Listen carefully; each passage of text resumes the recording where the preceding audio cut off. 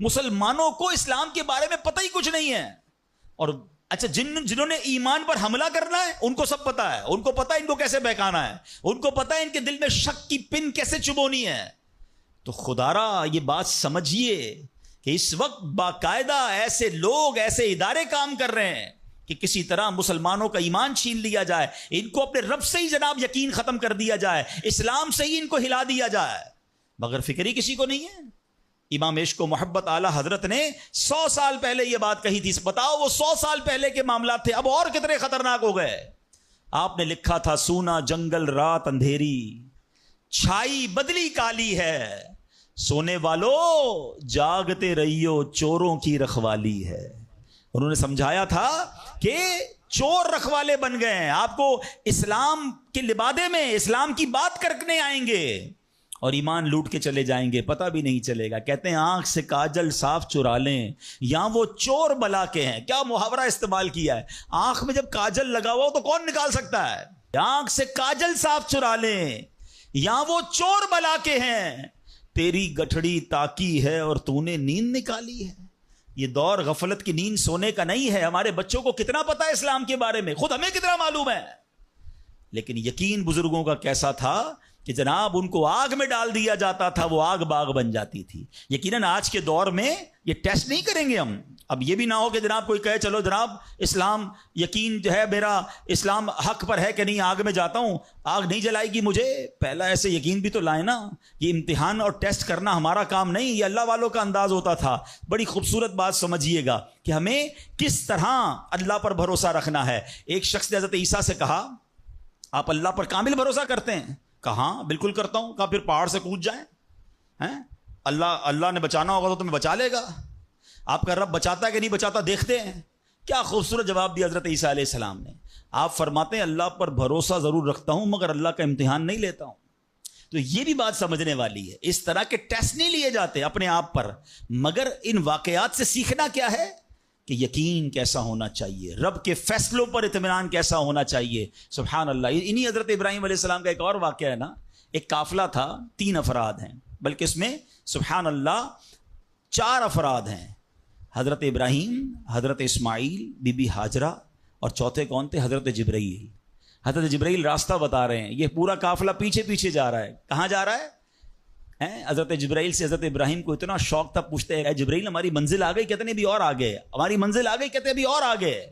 لکو دک صحرا میں ایک ٹیلے پر جا کر, کون سی جگہ تھی جہاں آج مکہ آباد ہے؟ کچھ بھی نہیں تھا, کعبہ بھی نہیں تھا. اسی ٹیلے والی جگہ پر بعد میں کعبہ بنایا گیا. بالکل صحرا ہے, نہ پانی ہے نہ کھانا ہے. حضرت جبرائیل نے بتایا اے ابراہیم تمہارا مقام آ گیا ہے. حضرت ابراہیم کی اطاعت دیکھیں کہ وہ بیٹا جو 99 سال کی عمر میں دعاؤں کے بعد ملا ہے. حضرت اسماعیل آپ کو 99 سال دعا کرتے کرتے گزر گئے, پھر ملے تھے, مگر حکم کیا تھا کہ اپنے بیٹے کو, اپنی زوجہ کو وہاں چھوڑ آؤ. حضرت ابراہیم اپنی زوجہ کو, اپنے بیٹے کو جب چھوڑ کر جاتے, تھوڑے سے کھجورے ہیں, پانی ہے, تو بی بی ہاجرہ کیا کہتی ہیں؟ 3 بار کہا کہ ابراہیم کس کے سہارے چھوڑے جا رہے ہیں, کس کے سہارے چھوڑے جا رہے ہیں. حضرت ابراہیم نے جواب نہیں دیا, تو آخر میں کہتی ہیں اللہ امرک بہذا, اے اللہ کے نبی, کہ اللہ پاک نے آپ کو اس کا حکم دیا ہے؟ آپ نے کہا مجھے رب نے حکم دیا ہے. اب یقین دیکھیں اس خاتون کا, اس ماں کا یقین دیکھیں جس کا چھوٹا بچہ ساتھ ہے, دودھ پیتا بچہ ساتھ ہے, نہ کوئی انسان نہ پرندہ. مگر جب حضرت ابراہیم نے کہا نا کہ ہاں رب کا حکم ہے, تو کیا کہا؟ اے اللہ پاک کے نبی, اگر یہ اللہ پاک کا حکم ہے تو پھر آپ خیر سے جائیں, اللہ ہمیں ضائع نہیں کرے گا. رب کا حکم ہے نا, پھر کھانا بھی اسی نے دینا ہے, پانی بھی اس نے دینا ہے, ہماری حفاظت بھی اسی نے کرنی ہے. آئے ہائے یقین کیسا تھا کہ وہ رب رحمان قدرتوں والا ہے. اللہ وہ ہے جو مردے سے زندہ نکال سکتا ہے. اللہ وہ ہے جو دن سے رات کو بناتا ہے, رات سے دن کو بناتا ہے. اللہ پاک وہ ہے جو بنجر زمین کو سرسبز و شاداب بنا دیتا ہے. یہ وہی رب ہے جو صحرا سے چشمے نکال دیتا ہے. اللہ پر یقین تھا کہ اگر پانی نہیں تو کیا ہوا, پانی بھی اسی کی نعمت ہے, وہی عطا فرمانے والا ہے. ارے یہاں کھانا نہیں تو کیا ہوا, رزق دینے والا تو موجود ہے. سبحان اللہ. اور ایسا ہی ہوا, کہا اب خیر سے جائیے, اللہ ہمیں ضائع نہیں کرے گا. کیا خوبصورت شعر ہے نا. یقین مثل خلیل آتش نشینی, یقین مثل خلیل آتش نشینی، یقین اللہ مستی خود گزینی، سن اے تہذیب حاضر کے گرفتار، غلامی سے بدتر ہے بے یقینی۔ کیا ترجمہ ہوا اس کا معنی کیا ہوا؟ یقین کیا ہے؟ حضرت ابراہیم کی طرح بے خطر بغیر ڈرے آگ میں کود جانے کا نام یقین ہے۔ یقین کیا ہے؟ محبت الہی میں غرق ہو جانا اور اپنے آپ کی اصلاح میں لگ جانا یقین ہے۔ اے دور حاضر کی تہذیب کے دیوانوں، بے یقینی جو ہے وہ غلامی سے بھی بری چیز ہے۔ آج بے یقینی کی فضا کیسی ہے؟ یقین ہی نہیں ہے کسی کو، تذبذب، ٹینشن، اللہ پر، دین پر، اپنے دنیا کے معاملات پر یقین ہی نہیں ہے کسی کو، ہر وقت فکروں میں گھرا ہوا ہے۔ اے میرے پیارے اسلامی بھائیوں، آج غربت عام ہے، مشکلات ہیں، ہر دوسرا آدمی مشکلات میں پھنسا ہوا ہے، لڑائی جھگڑے ہیں، نا اتفاقی ہے، دنیا میں کئی جگہ تو مسلمان بیچارے ظلم و ستم کا شکار ہیں۔ اللہ پاک ان کی غیب سے مدد فرمائے۔ الحمدللہ مسلمانوں نے تاریخ میں شاندار کارنامے سر انجام دیے ہیں، اللہ کریم نے مسلمانوں کو بڑی شان و شوکت سے نوازا ہے، مگر اب حالات کسی اور طرح کے چل رہے ہیں۔ کبھی غور کیا اس کی وجہ کیا ہے؟ اس پر تجزیہ کیا جائے تو ایک بڑی وجہ سامنے یہ آتی ہے کہ مسلمانوں میں بے یقینی بڑھا دی گئی ہے۔ پیارے آقا مکی مدنی مصطفیٰ صلی اللہ تعالی علیہ وسلم کا ذرا فرمان سنیے۔ مشہور صحابی حضرت ابو ہریرہ رضی اللہ تعالیٰ عنہ اس حدیث کے راوی ہیں، رسول ذیشان مکی مدنی سلطان صلی اللہ تعالیٰ علیہ وسلم نے فرمایا، ما اخاف علی امتی الا ضعف الیقین۔ آقا فرماتے مجھے اپنی امت پر خوف نہیں ہے مگر یقین کی کمزوری کا، یعنی اور کوئی خوف نہیں ہے۔ یہ امت ایسا نہیں ہوگا کہ شرک میں مبتلا ہو جائے گی، فرمایا میری امت اللہ پاک کا انکار نہیں کرے گی، ہاں میری امت کو جو بڑا مسئلہ درپیش ہوگا ان کا یقین کمزور ہو جائے گا، ان کا بھروسہ کمزور ہو جائے گا۔ ایک اور حدیث پاک سنیے، آقا فرماتے ہیں، نجا اول هذه الامه بالیقین والزہد، اس امت کے پہلے لوگ یقین اور دنیا سے بے رغبتی کے ذریعے نجات پا گئے، ویہلک آخر هذه الامه بالبخل والعمل، اور اس امت کے جو آخری لوگ ہوں گے کنجوسی اور لمبی امیدوں کے سبب ہلاک ہو گئے۔ پہلے والے یقین کی وجہ سے کامیاب ہو گئے۔ کیسا یقین تھا؟ 313 تھے نا، مگر بھروسہ رب پر کیسا تھا کہ فرشتوں کی فوج مدد کے لیے آ جاتی ہے۔ اور بعد والے فرمایا کنجوسی ہوگی، لمبی امیدیں ہوں گی۔ کنجوسی کیوں ہوتی ہے؟ مال خرچ کروں گا ختم ہو جائے گا، یقین نہیں ہے نا، یہ پیسے چلے جائیں گے، زکات نہیں دیتے لوگ، اللہ کی راہ میں خرچ نہیں کر رہے، لمبی امیدیں بنائیں، یقین نہیں ہے۔ کاش یہ بات سمجھ آ جائے کہ میرے اور آپ کے نصیب میں جو رزق لکھا ہے وہ لکھا ہوا ہے، وہ ہمیں مل کر رہے گا، مگر اسی کی ٹینشن میں زندگی گزر رہی ہے۔ بے یقینی کی کچھ مثالیں میں آپ کو سمجھاتا ہوں۔ ابھی تک شاید کچھ لوگ کہہ رہے ہوں گے یار یہ بات تو ٹھیک کر رہے ہیں، بے یقینی ہونی نہیں چاہیے، مگر ہمیں تو بے یقینی نہیں ہے۔ اب میں کچھ ایگزامپل کے ذریعے سمجھاتا ہوں۔ ہم مانتے تو ہیں اللہ پاک رزق دینے والا ہے، ٹھیک ہے، پھر بھی مال کے پیچھے مارے پھرتے ہیں۔ کوئی لندن پیرس کے خواب دیکھ رہا ہے، کشتیوں کے اندر بیٹھ کر، پچھلے دنوں واقعات ہوئے نا، پیسے دے کر وہ ڈنکی لگا کر جاتے ہیں، کوئی راستے میں مر جاتا ہے، کوئی کشتی میں بیچارے ڈوب گئے۔ کیوں؟ یقین نہیں ہے، ادھر پیسے نہیں ملیں گے ادھر پیسے ملیں گے، کسی طرح ادھر چلا جاؤں یا مر جاؤں گا بھوکا۔ ذرا غور کیجئے اے میرے پیارے اسلام بھائی، کو سود کا کام کرتا ہے، کیوں کرتا ہے سود کا کام؟ یقین نہیں ہے نا کہ حلال کماؤں گا تو پیچھے رہ جاؤں گا۔ ملاوٹ، رشوت، ڈاکہ، چوری، اگر ان تمام غلط کاموں کے پیچھے آپ دیکھیں تو یقین نہیں ہوتا کہ یار ملاوٹ نہیں کروں گا تو مال نہیں بکے گا، پیسے والا کیسے بنوں گا، غریب ہی رہ جاؤں گا۔ یقین ختم ہو گیا ہے، جس کی وجہ سے ہر دوسرے آدمی کو جناب غلط کام کرنا ہے۔ آگے چلیے، ہم مانتے ہیں نماز دنیا بھی سنوار دیتی ہے، آخرت بھی سنوار دیتی ہے، سنتے بھی ہیں بولتے بھی ہیں، مگر نماز پر دنیا کو ترجیح دیتے ہیں۔ یار نماز پڑھوں گا تو کاروبار پہ، دکان پہ کون بیٹھے گا؟ نماز پتہ ہے آخرت اور دنیا سنوار دے گی، یقین نہیں ہے۔ اسی طرح ہم مانتے ہیں کہ مسلمان کی ترقی قرآن پر عمل کرنے میں ہے، مگر نہ قرآن خود پڑھتے ہیں نہ اپنے بچوں کو پڑھاتے ہیں۔ ہم مانتے ہیں کہ اللہ پاک دعائیں قبول فرماتا ہے، مگر بے یقینی ہے، اول تو دعا مانگتے نہیں ہیں، اور مانگتے ہیں تو یقینی نہیں ہوتا۔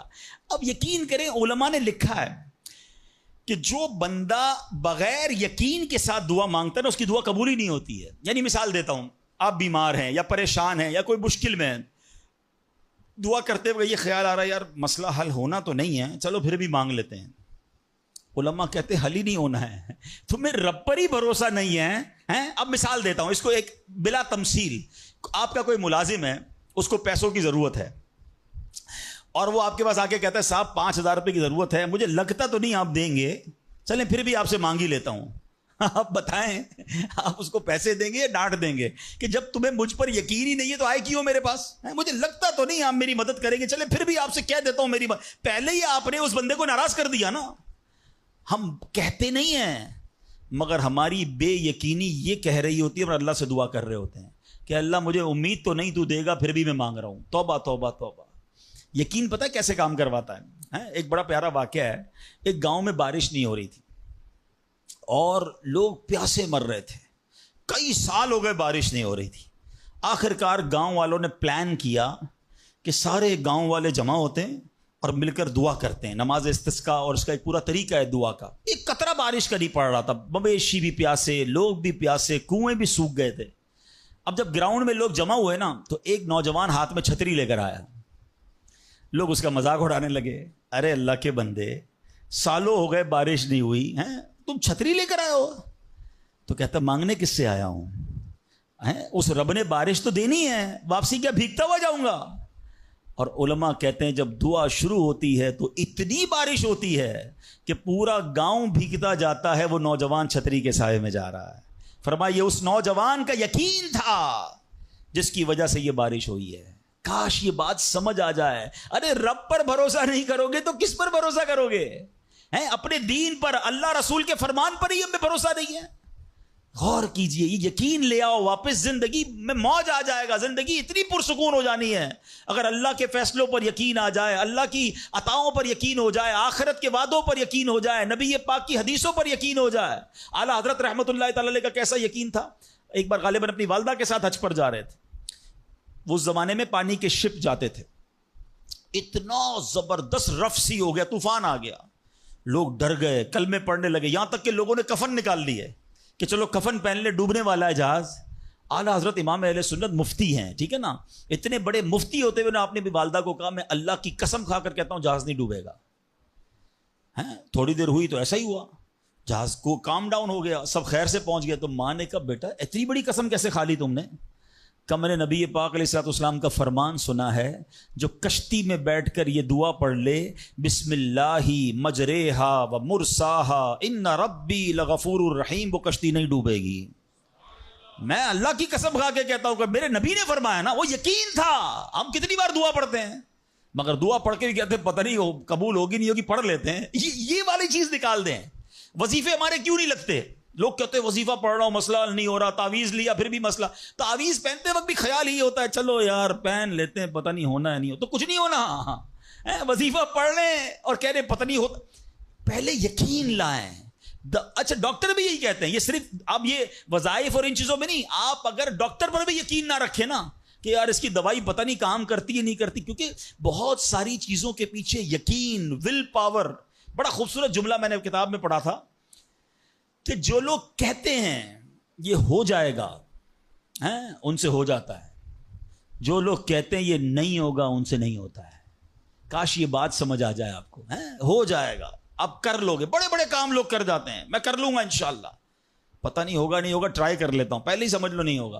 اندر حوصلہ تو لائیں نا، یقین تو لائیں. اگر رب پر ہی بھروسہ نہیں ہوگا تو ہم کدھر جائیں گے؟ اب ذرا سنیے گا، امیر اہل سنت ایک بڑا پیارا واقعہ اپنے رسالے میں لکھا کہ ایک ڈاکوؤں کا گروہ جو تھا ڈکیتی کے لیے ایک جگہ پہنچا تو وہاں کھجور کے 3 درخت تھے. ایک درخت خشک تھا یعنی اس میں پھل نہیں لگے ہوئے تھے، دوسرا درخت پھلدار تھا. تو ڈاکوؤں کا سردار نے دیکھا کہ ایک چڑیا جو ہے وہ پھلدار درخت سے اڑتی ہے، خشک درخت پر جاتی ہے، واپس پھلدار درخت پہ آتی ہے، پھر خشک درخت پر جاتی ہے. تو اس نے کہا چکر لگائی جا رہی ہے، کوئی ماجرا ہے. تو اس نے غور سے دیکھا تو کیا دیکھا کہ وہ چڑیا جو ہے وہ پھلدار درخت سے جو ہے وہ کھجور لیتی ہے، اور جب خشک درخت پر جاتی ہے تو وہاں ایک اندھا سانپ منہ کھولے بیٹھا ہے. وہ چڑیا جا کر اس کے منہ میں کھجور ڈال کے آتی ہے، پھر دوبارہ جاتی ہے کھجور لا کر پھر اس سانپ کے منہ میں ڈالتی ہے. وہ جب ڈاکوؤں نے دیکھا تو وہ تو حیران ہو گیا، رونے لگ گیا کہ اے اللہ پاک، یہ وہ جانور ہے سانپ جس کو مارنے کا حکم تیرے پیارے حبیب علیہ الصلوۃ والسلام نے دیا ہے. کیونکہ یہ مسلمانوں کو تکلیف پہنچاتا ہے. مگر تو نے جب اس کی آنکھیں لی تو اس کے رزق کا انتظام کر دیا اور ایک چڑیا کی ڈیوٹی لگا دی کہ وہ جا کر اس کو کھانا پہنچائے. تو میں تو اشرف المخلوقات ہوں, میں تیرے بندوں کو لوٹ رہا ہوں, اے اللہ تو میری توبہ قبول فرما, میں آئندہ ایسا نہیں کروں گا. یہ رونے لگا. اب یہ سوچ رہا ہے, سبحان اللہ. تو اللہ اکبر, غیب سے آواز آئی کہ اے فلاں میری توبہ کا دروازہ کھلا ہوا ہے. ڈاکو کہتا ہے یا اللہ میں نے توبہ کی. پھر غیب سے آواز آئی ہم نے تیری توبہ قبول کر لی. اچھا جب اس نے توبہ کی تو اس کے سارے ساتھی سن رہے تھے, سردار آپ نے توبہ کی, ہم نے بھی توبہ کی. کہا سوچو تو صحیح, ہم ڈکیتی کر رہے ہیں, ہم چوری کر رہے ہیں, رب جب اس اندھے سانپ کو روزی دے گا تو ہمیں کیوں نہیں دے گا؟ ہم اللہ کی قدرت پر یقین کیوں نہ رکھیں؟ سب نے توبہ کر لی. اب جب توبہ کر لی تو انہوں نے کہا کہ اب ایسا کرتے ہیں کہ حج کو چلتے ہیں. سارا قافلہ بنا کر, ڈاکوؤں کا قافلہ توبہ کر کے چلا حج کرنے کو. جب مکہ پاک کے قریب پہنچے نا تو وہاں ایک نابینا بڑھیا تھی, وہ ہر قافلے والے سے اس ڈاکوؤں کے سردار کا نام لے کے پوچھتی تھی. وہ بندہ آیا تو ڈاکوؤں کو جب قافلہ ہے تو کہا میں ہی تو وہ ہوں. تو کہا یہ میرے کپڑے تمہارے لیے ہیں. بولا آپ مجھے کپڑے کیوں دے رہی ہیں؟ کہا میرا ایک بیٹا تھا اور وہ بیٹا جو ہے اس کے کچھ دن پہلے, بڑا نیک بیٹا تھا میرا, کچھ دن پہلے اس بیٹے کا انتقال ہوا ہے, یہ اسی کے کپڑے ہیں. 3 دن سے مسلسل نبی پاک علیہ الصلوۃ والسلام میرے خواب میں تشریف لا رہے ہیں اور فرما رہے ہیں کہ اس نام کا بندہ آئے گا, اس کو یہ کپڑے دے دینا. ہائے ہائے, ذرا سوچو تو صحیح, جب رب توبہ قبول کرتا ہے تو مرتبے کیسے بڑھا دیتا ہے. کاش یہ بات سمجھ آ جائے. اللہ سے بندہ جب دوستی کر لیتا ہے نا, اللہ پچھلے گناہ معاف فرما دیتا ہے, بلکہ اللہ راضی ہو جائے تو گناہوں کو نیکیوں میں بدل دیتا ہے. مگر کیسے اس ڈاکو کو توبہ نصیب ہوئی؟ یقین. کاش حرام کمانے والا, سود کا کام کرنے والا, کاش رشوت لینے والا, ڈاکہ ڈالنے والا, چوری کرنے والا یہ سوچے کہ میں کیوں کر رہا ہوں, ملاوٹ کرنے والا سوچے. اللہ پر بھروسہ تو رکھو یار, رب نے میرا نصیب لکھا ہوا, جو میرے نصیب میں مجھے مل کر رہے گا. کاش یہ بات سمجھ آ جائے. صدیق اکبر رضی اللہ تعالیٰ عنہ مسلمانوں کے پہلے خلیفہ, جب آپ نے یہ آیت پڑھی نا قرآن پاک میں, اللہ ارشاد فرماتا ہے وما من دابۃ فی الارض الا علی اللہ رزقها. اللہ فرماتا ہے اور زمین پر چلنے والا کوئی جاندار ایسا نہیں جس کا رزق اللہ کے ذمہ کرم پر نہ ہو. آپ فرماتے ہیں کہ جب سے میں نے یہ آیت پڑھ لی, خدا کی قسم میں نے روزی کی فکر کرنا چھوڑ دی ہے. کہ جب اللہ نے ہر کسی کا رزق اپنے ذمے پہ لے لیا تو مجھے کس بات کی ٹینشن ہے. کاش ہمیں یہ بات سمجھ آ جائے کہ ہمیں اب ذرا غور کریں.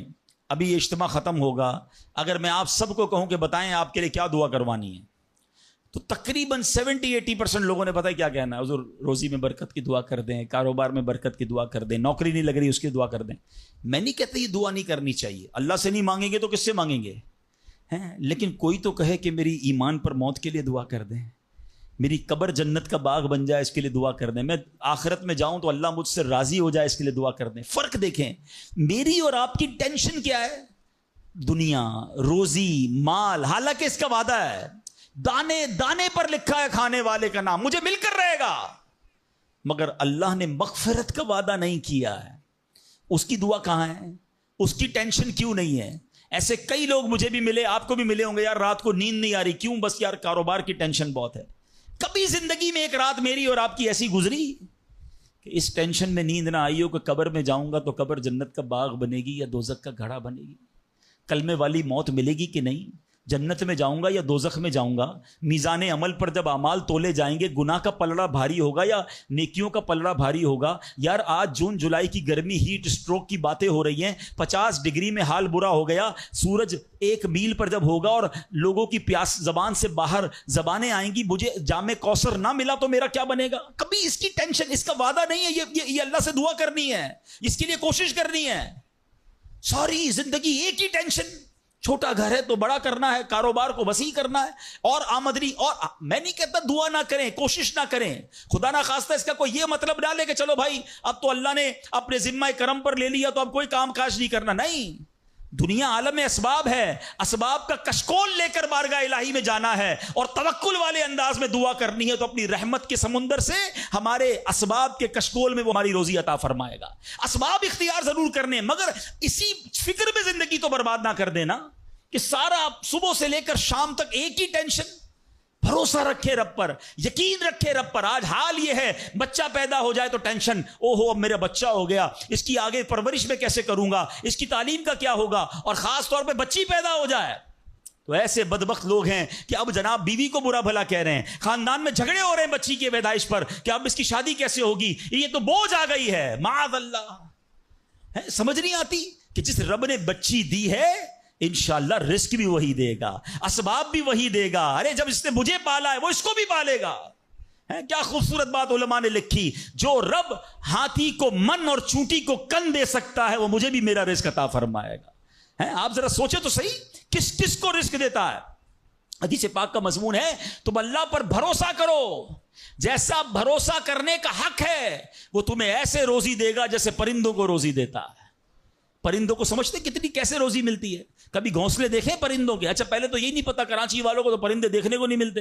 ہم نے درخت کاٹ کے پورا شہری کنکریٹ کا جنگل بنا دیا. ورنہ یہ پوچھے بزرگوں سے, ہم بھی چھوٹے تھے تتلیاں بھی دکھتی تھیں, صبح مدرسے اسکول جاتے تھے تو کوئل کی آواز بھی آتی تھی. اب تو کراچی والوں کے ہارن کی آواز آتی ہے ہم کو. اب تو یہ پرندے بھی چلے گئے. کہاں چلے گئے؟ ہم نے درخت کاٹے, ہمیں اندازہ ہی نہیں کہ درخت ہے کیا.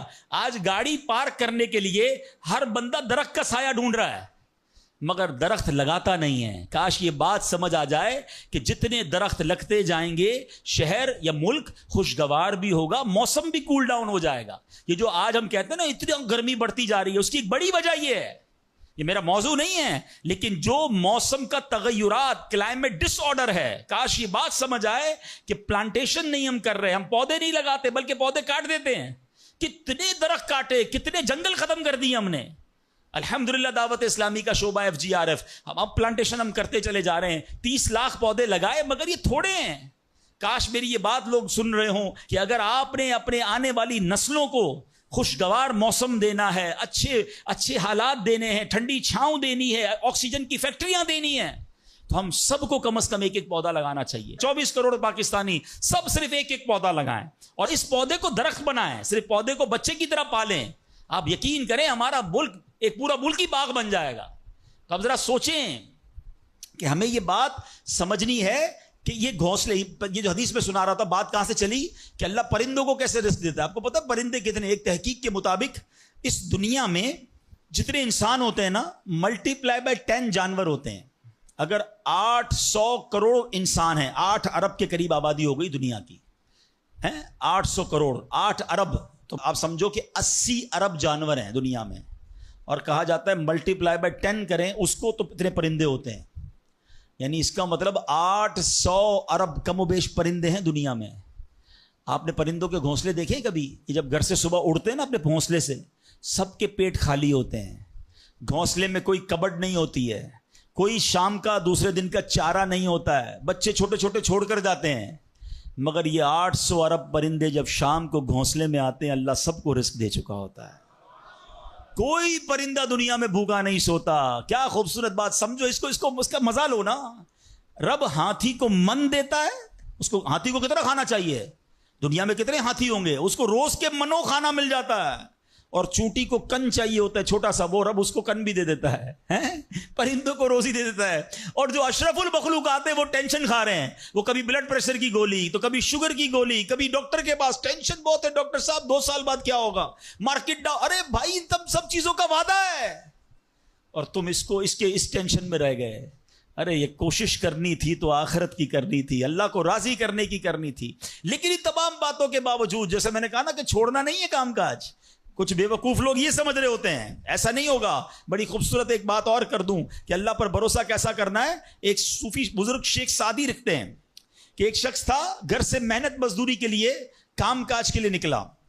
اس نے دیکھا کہ ایک لومڑی ہے, اندھی ہے, اپاہج ہے, نہ دیکھ سکتی ہے نہ چل سکتی ہے. وہ حیران ہو گیا, ہاتھ پیر بھی نہیں, آنکھیں بھی نہیں, یہ لومڑی کھاتی کہاں سے ہے, چیک کرتا ہوں. تھوڑی دیر بیٹھا تو ایک شیر آیا. شیر نے کہیں سے شکار کیا تھا, وہ اپنا شکار لومڑی کے آگے ڈال دیا. اندھی لومڑی, اس نے جو کھانا تھا کھایا, باقی شیر لے کے چلا گیا. اس نے کہا کمال ہے جناب, اپاہج لومڑی کو رب رزق دیتا ہے تو مجھے کیا ضرورت ہے نوکری کرنے کی, مجھے کیا ضرورت ہے کام کاج کرنے کی. جا کے بیٹھ گیا مسجد میں, 3 دن ذکر کرتا رہا, عبادت کرتا رہا, ایک دانہ کھانے کو نہیں ملا. اللہ اللہ اللہ اللہ کر رہا ہے. اس کے بعد جب بھوک سے بحال ہو گیا تو اللہ سے فریاد کی، یا اللہ مجھے کوئی رزق نہیں ملا. کیا شاندار ارشاد ہوتا ہے. ابھی کیسا زبردست جملہ ہے. ارشاد ہوا تو نے لومڑی دیکھی ہے، شیر نہیں دیکھا. لومڑی کیوں بننا ہے؟ شیر بننا. اپنا رزق بھی کما اور دوسرے کو کھلانے والا بن جا.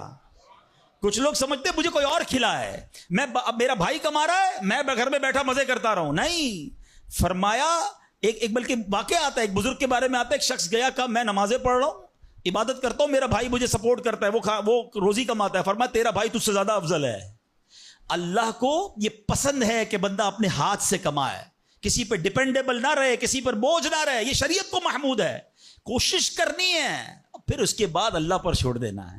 کوشش سے انکار نہیں ہے، مگر صرف کوشش کرتے کرتے نمازیں بھی جا رہی ہیں، بھروسہ بھی رب پہ جا رہا ہے، یقین بھی ختم ہو رہا ہے، صبح سے شام مال کما رہا ہے، یہ پسندیدہ نہیں ہے. تو ان دونوں چیزوں میں فرق کرنا ہے اور اللہ پر یقین رکھنا ہے. پھر دیکھیں انشاءاللہ کیسے دنیا اور آخرت کی برکتیں ملتی ہیں. تو بہرحال میرے پیارے اسلامی بھائیوں، کاش یقین مل جائے تو پھر دیکھیں یقین کیسے کام بناتا ہے. امام حسن بصری نے ایک حدیث پاک بیان کی. آپ فرماتے ہیں، حدیث سنیے گا. پیارے آقا علیہ الصلوۃ والسلام فرماتے ہیں، لوگوں کو اس دنیا میں سب سے بہترین چیز یقین اور عافیت عطا کی گئی ہے. لہٰذا اللہ پاک سے ان دونوں چیزوں کو سوال کیا کرو. اللہ سے یقین مانگے اور اللہ سے عافیت مانگے. امام حسن بصری جب حدیث پاک بیان کی نا تو فرمایا، رسول اکرم علیہ الصلوۃ والسلام نے سچ فرمایا، یقین ہی کی برکت سے جنت ملتی ہے، یقین ہی کی برکت سے آدمی جہنم سے دور بھاگتا ہے، یقین ہی کی برکت سے فرائض پورے ادا کرتا ہے، یقین ہی کی برکت سے آدمی ایمان پر ثابت قدم رہتا ہے، اور عافیت میں بڑی بھلائی رکھ دی گئی ہے. اے کاش ہمیں یقین ملے، ہمیں عافیت ملے. حدیث پاک میں آتا ہے، حدیث قدسی ہے، اللہ پر کیسا بھروسہ رکھنا ہے؟ انا عند ظن عبدی بی، میں اپنے بندے کے گمان کے نزدیک ہوتا ہوں جو مجھ سے رکھے. مفتی احمد یار خان نعیمی اس حدیث پاک کے تحت فرماتے ہیں، یہاں عبد سے مراد بندہ مومن ہے، یعنی بندہ میرے بارے میں جیسا یقین رکھے گا میں ویسا ہی اس کے ساتھ معاملہ کروں گا. بس یہ سمجھ لو آج بات. میرا اللہ بہتر فرمائے گا، رب میرے لیے بہترین فیصلہ کرے گا. وہ مجھے پالنے والا ہے، میری ماں سے زیادہ چاہنے والا. یقین تو کرو نا اس پر. لوگوں کو اللہ پر ہی یقین نہیں رہا ہے. میرا تو کام ہی خراب ہو جاتا ہے، اللہ معاذ اللہ. اب اس پہ کفریہ کلمات بھی کہہ دیتے ہیں، میرا تو جناب مسئلہ ہی حل نہیں ہوتا، میری دعا تو رب سنتا ہی نہیں ہے، میری مشکل آسان وہ کرتا ہی نہیں ہے. تم کھڑے نہیں ہو سکو گے. تم اللہ سے بدگمان نہ رہنا. اللہ کرے کہ انسان یہ سمجھ جائے کہ مجھے رب پر اچھا گمان رکھنا ہے. شاعر کہتے ہیں نا، جو سوچتا ہوں وہی بات ہونے لگتی ہے. پوچھو پازیٹیو لوگوں سے، ان کے ساتھ پازیٹیو جب سوچتے ہیں پازیٹیو ہونے لگتا ہے. جو سوچتا ہوں وہی بات ہونے لگتی ہے. جڑا ہوا ہے زمانہ میرے گمان کے ساتھ. اچھا سوچو گے تمہیں اچھا ملے گا. اب غور فرمائیے، جب یہ ذہنی بندہ بنا لے یار سچ سے کاروبار نہیں چلتا، تو پھر آپ کو برکت کاروبار میں کیسے ملے گی؟ پہلے ہی آپ نے یقین کر لیا. جب یہ ذہن بنا لے کہ نماز کے لیے وقت نکالا تو کام میں نقصان ہو جائے گا، تو پھر کام میں ترقی بھی نہیں ملے گی. اب ذہن بنا لیا کہ ترقی کے لیے صرف دنیا کی ڈگریاں کمانی ہیں، تو پھر قرآن کریم کی برکات کہاں سے نصیب ہوں گی؟ جب یہ ذہن بنا لیا کہ آج نیکی کا دور ہی نہیں ہے، کچھ لوگوں کا ذہن بن گیا ہے بھائی جناب کوئی نیکی کا دور نہیں ہے، تو پھر نیکی کی برکت بھی نہیں ملے گی. ذہن پازیٹیو رکھیں، ذہن اچھا رکھیں، انشاءاللہ آپ دیکھیں آپ کے ساتھ اچھا ہونا شروع ہو جائے گا. میرے پاس وقت کم ہے، ورنہ اس پر تو پوری ریسرچ موجود ہے. آپ پازیٹیو سوچتے ہیں تو پازیٹیو انرجیز آپ کی طرف متوجہ ہو جاتی ہیں. اب تو سائنس بھی کہتی ہے نیگیٹو سوچتے ہیں تو نیگیٹو انرجیز آپ کی طرف متوجہ ہوتی ہیں. آپ ڈی مورلائز ہونا شروع ہو جاتے ہیں، آپ کے حوصلے ٹوٹنا شروع ہو جاتے ہیں. اور جس کو ول پاور کہا جاتا ہے، جس کو اچھا سوچنا کہا جاتا ہے، اگر بندہ یہ کرنا شروع کر دے پھر دیکھیں اس کے کام کیسے بن جاتے ہیں. تو اللہ کرے کہ اب یہ بات سمجھ آ جائے کہ ہمیں اپنے رب سے انشاءاللہ یقین حاصل کرنا ہے. حضرت خالد بن معدان رحمۃ اللہ تعالی علیہ فرماتے ہیں، تعلموا الیقین کما تعلموا القرآن، یعنی یقین کو بھی ایسے ہی سیکھا کرو جیسے قرآن سیکھتے ہو. میں نے بھی اسے سیکھ کر حاصل کیا ہے. سبحان اللہ. اب یقین سیکھنے کے لیے، یقین حاصل کرنے کے لیے علماء نے بڑے طریقے لکھے. پہلے تو بندہ بندہ دعا کرے کہ اے اللہ مجھے اپنا یقین عطا فرما. بڑی پیاری دعا حضرت ابوبکر صدیق کیا کرتے تھے. اللہم حب لی ایمانا و یقینا و معافاتا و نیہ. اے اللہ مجھے پکا ایمان، پختہ یقین، عافیت اور سچی نیت عطا فرما. اللہ پاک سے دعا کرتے رہیں اور ایسے لوگوں کے ساتھ رہیں. آخری بات کر لیتا ہوں جناب. پرابلم پتہ ہے کیا ہے؟ ڈی مورلائز بندہ پتہ کہاں ہوتا ہے؟ اس کا یقین متزلزل کب ہوتا ہے؟ وہ کیسے شک اور شبے والی لائف میں آ جاتا ہے؟ یہ صحبت سے ملتا ہے. آپ جب اللہ پر پکا یقین کرنے والے لوگوں میں بیٹھتے ہیں نا، آپ کا یقین بھی بڑھنا شروع ہو جاتا ہے. یار اس کو اللہ پر کتنا بھروسہ ہے. بیمار ہے پھر بھی کہتا ہے میرا رب کریم ہے. پریشان ہے پھر بھی کہتا ہے اللہ کی رضا پر راضی ہوں، میرا رب سب ٹھیک کر دے گا. جب ایسے لوگوں کے ساتھ آپ بیٹھتے ہیں نا، آپ کا یقین توکل بھی مضبوط ہونا شروع ہو جاتا ہے. بندہ اسٹرانگ ہونا شروع ہو جاتا ہے. اور جب بندہ بیٹھتا اٹھتا ہی ایسے لوگوں میں ہے جو ہر وقت مایوسی کی باتیں کرتے ہیں، ہر وقت جناب آنے والے خطرات اور پریشانیوں کا ہی ذکر کرتے رہتے ہیں. ارے بھائی کچھ نہیں ہونا، سب برباد ہو گیا ہے، سب ختم ہو گیا. ان کے پاس جب بیٹھو ایسا لگتا ہے سب کچھ تباہ ہونے والا ہے. ایسے لوگوں کے ساتھ نہ بیٹھیں. حوصلے والے لوگوں کے ساتھ بیٹھیں، توکل والے لوگوں کے ساتھ بیٹھیں، اللہ سے محبت کرنے والوں کے ساتھ بیٹھیں. پھر دیکھیں انشاءاللہ آپ کے کام کیسے سیدھے ہو جائیں گے. ایک آخری بات چلے کر لیتا ہوں. اللہ پر بھروسہ، اللہ کے فیصلوں پر یقین کیسے حاصل ہو؟ مجھے یہ کیسے پتا چلے کہ یار یہ چیز میرے لیے بہتر ہے؟ میں نے کئی بار اپنے بیانات میں یہ اگزامپل دی ہے، میں دوبارہ دے دیتا ہوں، شاید کسی کے دل پر اثر کر جائے. میں مثال دیتا ہوں. ہمیں بعض اوقات بندہ پتہ ہے اللہ سے یقین کہاں ٹوٹتا ہے؟ جب بندہ دعائیں مانگتا ہے، التجائیں کرتا ہے، بڑی رو رو کر التجا کرتا ہے، مصیبت میں ہوتا ہے، اس کو کوئی چیز چاہیے ہوتی ہے اور اس کو نہیں ملتی ہے، تو بندہ کہتا ہے رب تو میری سنتا ہی نہیں ہے.